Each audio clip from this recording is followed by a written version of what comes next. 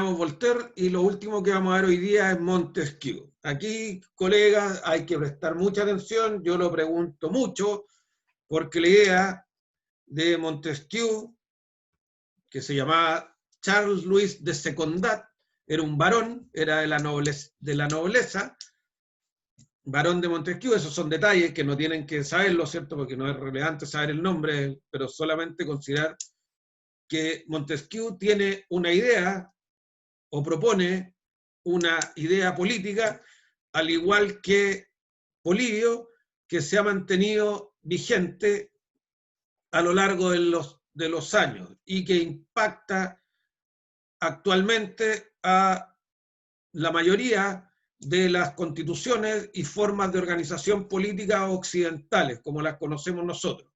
Aquellos gobiernos que se precian de republicanos o democráticos adscriben también al modelo de Montesquieu. ¿Ya? La obra más importante de Montesquieu se llama El espíritu de las leyes,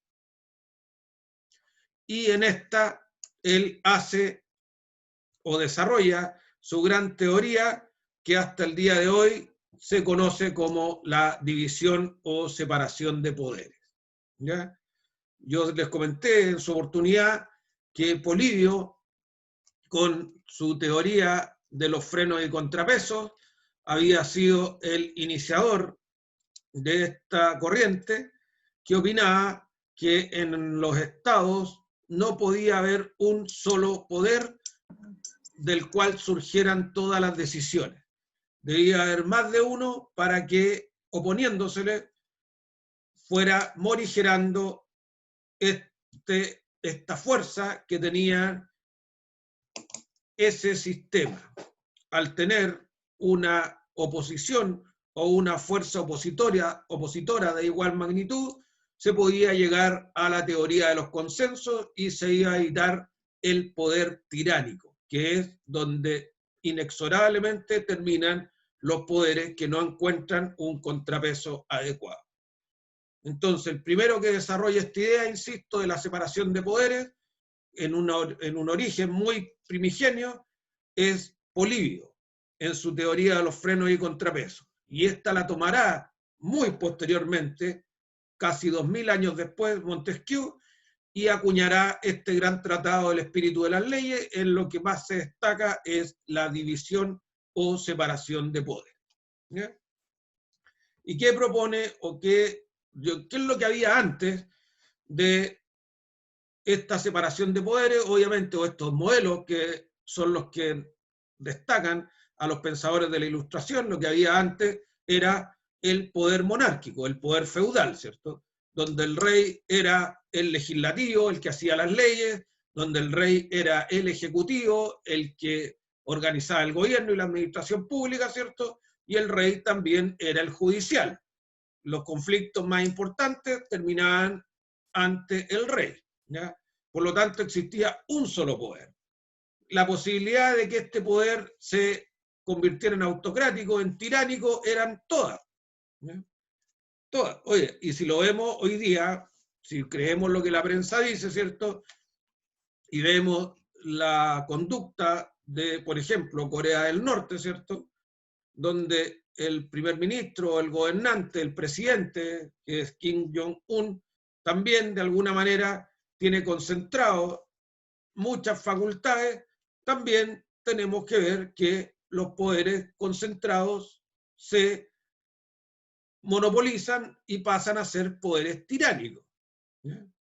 De ahí que por allá, por los años 200, ¿cierto?, antes de Cristo, Polibio señalara que debía siempre tener un poder que se le opusiera o una fuerza contrapuesta al poder imperante, y Montesquieu, 2000 años después, va a hablar en estricto específicamente de esta teoría de separación de poderes, y él va a identificar los tres o las tres funciones clásicas que debiera sostener todo Estado.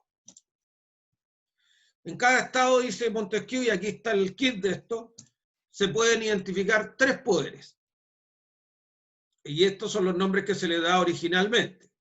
La potestad legislativa, ¿ya?, Primer poder, legislativo.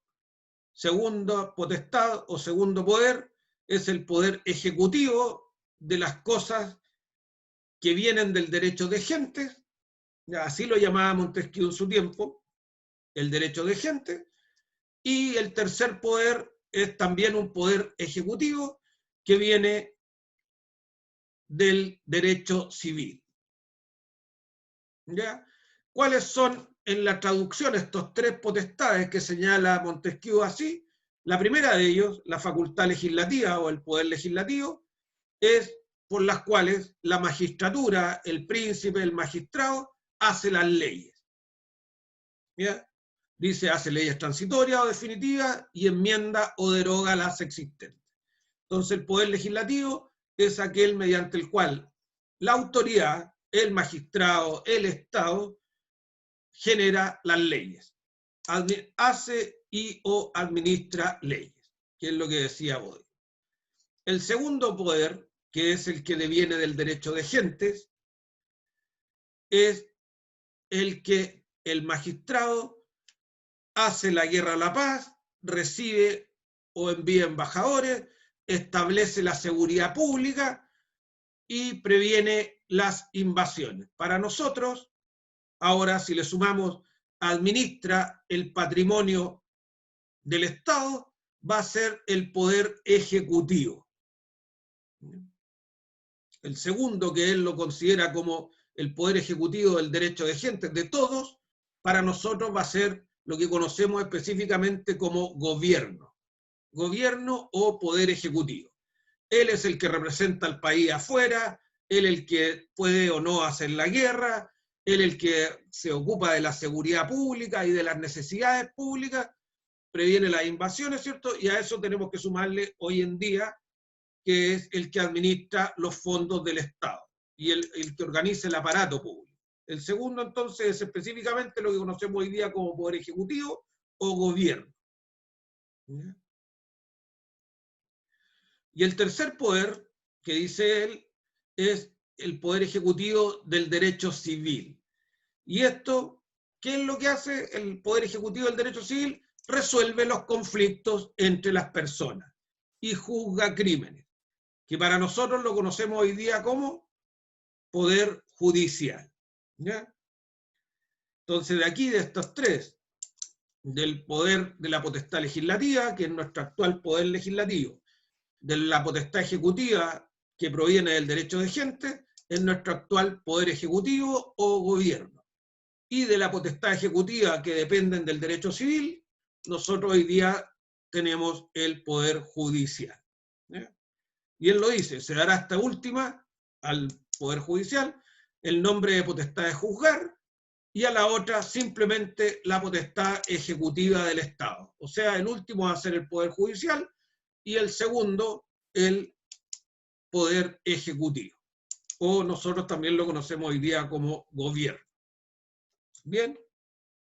¿Dudas, colegas? ¿Hasta ahí?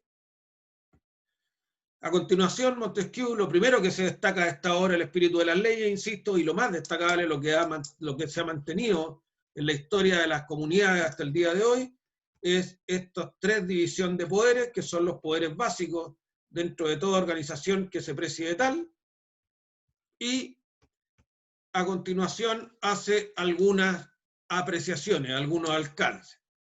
Dice, cuando en la misma persona, que era en ese tiempo la monarquía, o en el mismo cuerpo, que puede ser un partido político, se encuentre reunidos las tres poderes, la potestad legislativa, la potestad ejecutiva, ¿cierto?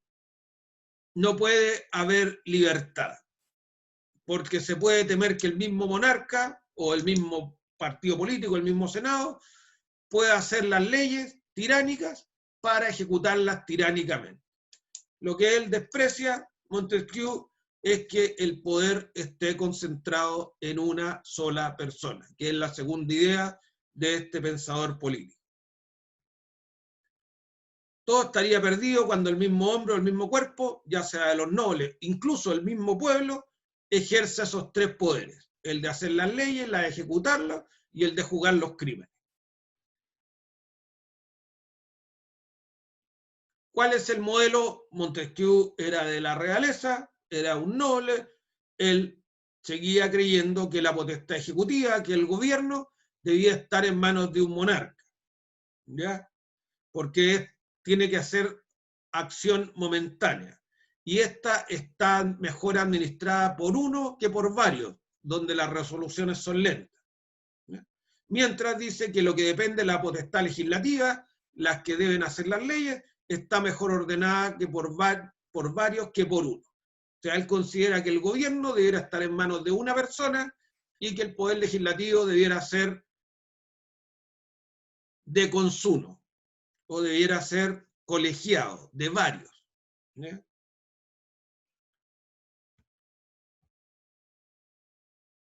Esas son las ideas centrales de Montesquieu. Insisto, lo primero es señalar que él es el precursor de la idea de la división o separación de poderes, que esta idea toma visos de la teoría de Polibio, de frenos y contrapesos. Ahí hay una respuesta buena.